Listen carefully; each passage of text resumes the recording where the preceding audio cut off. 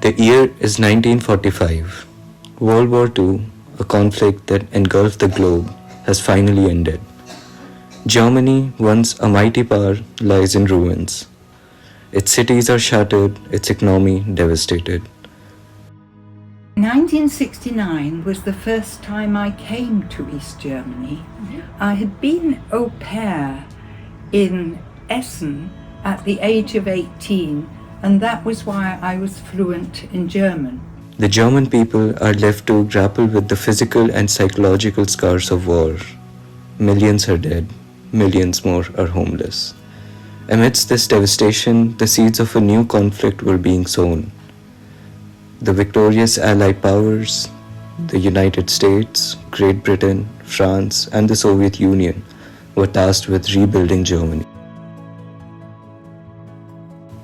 As the Cold War intensified, so too did the division of Germany.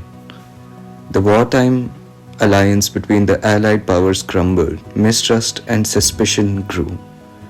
In the West, the United States poured resources into rebuilding their zones. In the East, the Soviet Union imposed a communist regime. The country was renamed the German Democratic Republic, or GDR. A communist government loyal to Moscow was installed.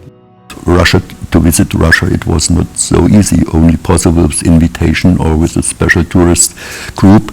You couldn't travel with your car to any place as you want. The division of Germany was solidified in 1949. The Federal Republic of Germany, also known as West Germany, was officially established. Berlin itself was also divided, a symbol of the larger Cold War tensions. Was forced.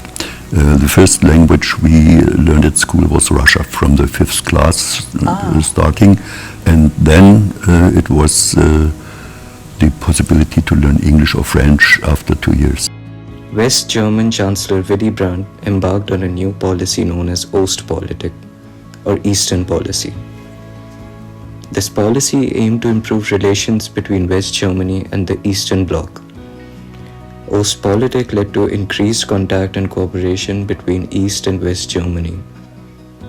In the mid-1980s, a new leader emerged in the Soviet Union, Mikhail Gorbachev.